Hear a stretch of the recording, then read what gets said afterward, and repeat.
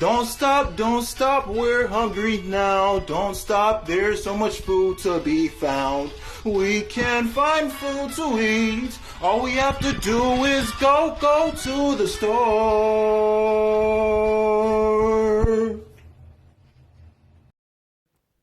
What's going on, everybody? It's your boy, Johnny the Hottie. And today we are doing Cosmic Armor SuperGirl from DC Comics. But before we do that, make sure you leave a like, comment, and subscribe. Turn the notification bell on, gangy. Still on the road to 100,000. We're currently at 95K.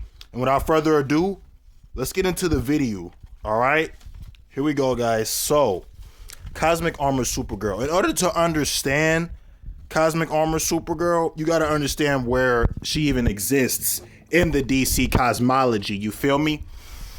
Here we go. Now, you see, I already did a video on the DC cosmology. You can go check it out after you watch this one. I talked about the physical world, the array of worlds, and then there's the 52 universes that are infinite that make up the multiverse, and the multiverses are infinite. So you got the 52 universes that are contained by the bleed. The bleed holds them together, right? And then after that, you got like the Speed Force wall, so to speak, and stuff like that. And then you have the Spear of the New Gods, which has the dream realm, the nightmare realm, the imagination realm, and stuff like that, right? And then after you get out of that, that's when you have Limbo. Now, Limbo is a place where Limbo is nowhere. That's crazy. Limbo is nowhere. But yet, because of it being nowhere, there are still characters that exist in Limbo. I know that doesn't make sense, but that's just how things are in comics, especially DC Comics, Marvel Comics, right? And in Limbo is also a place where characters go when writers retcon them. So Jason Todd, he died, right? Let's use Jason Todd, for example. He died, and I guess when he died, he had went to Limbo, but then when Superboy Prime had punched reality so hard that he was retconning comics, I guess they pulled Jason Todd out of Limbo, and now he's part of the mainline universe again. You see what I mean? So that's where the writers put them. Also, you cannot leave Limbo unless said writer or a writer writes you leaving. So the characters can't leave unless a writer writes them leaving and stuff like that, right?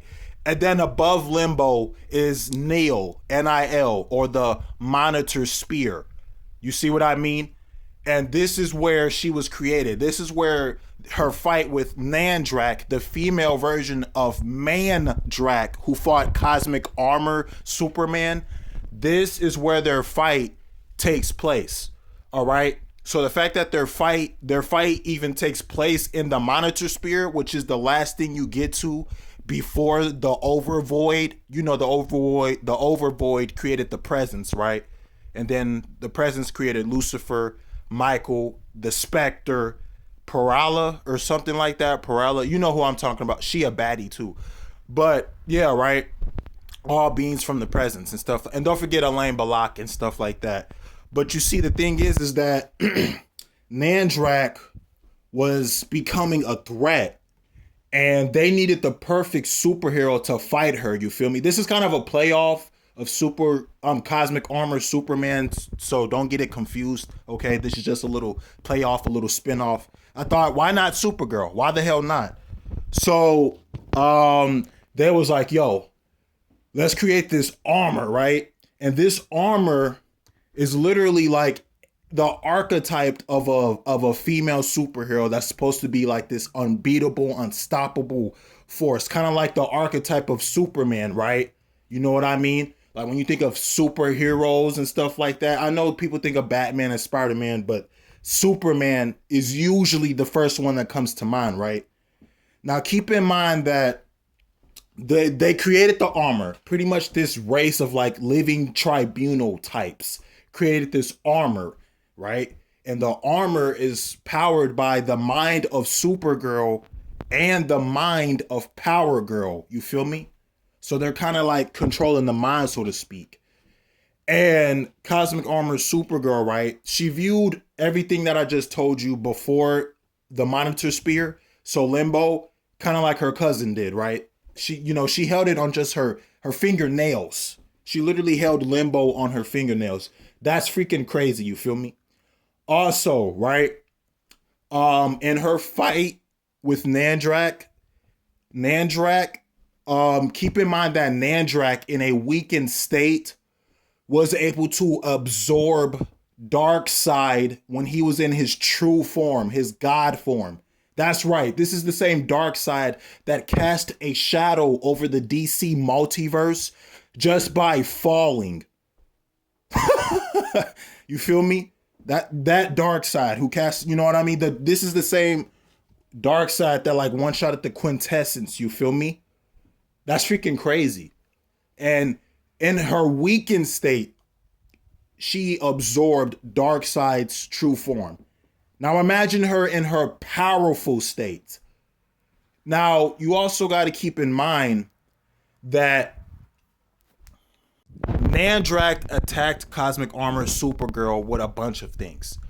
She attacked her with the bleed of the 52 universes and the 10 billion suns, just like Cosmic Armor Superman, but it gets different. Let me explain why. Because here, right? Here you have the bleed. Now, a single drop of blood from the bleed, just a single droplet, can level and eradicate every single thing in existence. That's right, every single thing in existence. That's just from one drop. Now imagine the whole entire thing. You feel me? So she got hit with she didn't get hit with just one drop. She got hit with the whole entire thing. And all she said was like, you know what I mean? That's crazy. Like, imagine someone trying to poke you or pinch you. You know what I mean? Like, that's how it felt. That's freaking, that's insane. You know what I mean? Also, the 10 billion suns, those are anything but normal suns. Why? Because those same suns a sun in DC is created by you know who. Yeah, you know who. Lucifer Morningstar. That alone should already tell you how powerful those suns are. This would make sense why a sun-dipped Superman or Supergirl is so damn dangerous. You feel me? And you best believe if Lucifer is creating that sun, he's putting just a little bit of himself in that sun, right? Like if you're making food, you want the food to taste good. You want the food to stand out. You want the food to be rememberable, right? You feel me? So why wouldn't you put your all into it? You know what I mean? It makes sense, right? So yeah, and a sun in DC has the power to create creation. You feel me? So yeah, because you know who Lucifer is, right? The son of the presence, right? So it makes sense, right? So yeah, she was getting hit with all those creation ending and creation destroying things. And she didn't even like flinch. She wasn't as damaged as Cosmic Armor Superman was in his fight. You feel me? And Mandrakk also attacked Cosmic Armor Supergirl with a hyper story. Because Cosmic Armor Supergirl is the personification of a story. You know what I mean? A personification is when you give not something that's non-human a human characteristic. For example, the wind breathed on me. Now, obviously, the wind didn't breathe on you, okay? It's just the wind. You know what I mean? So imagine it like that from that perspective. You feel me? Now, a hyper story is what writers and authors use to finish a story very quickly. Like it's a narrative that they use to end the story.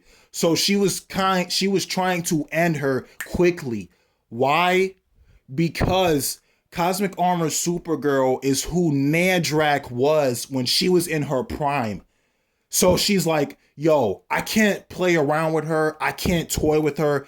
I cannot mess with her. I have to finish her ASAP.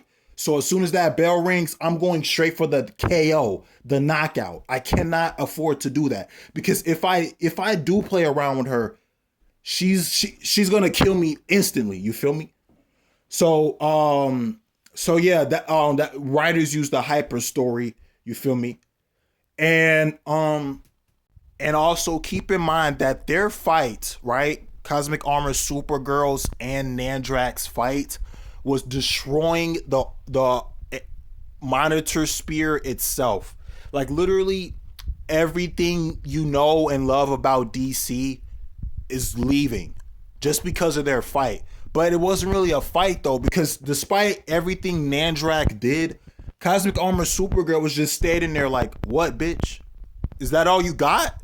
And she looked at her and was like, yeah, unfortunately, that is all I got.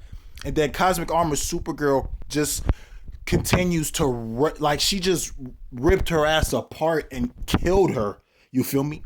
And she threw the rest of her remains into the overvoid. You feel me? Like, she legitimately killed her. Like, bah, bah. You know, she put out that Glock on her ass. You feel me? Like, bah, bah, sprayed the whole block. You feel me?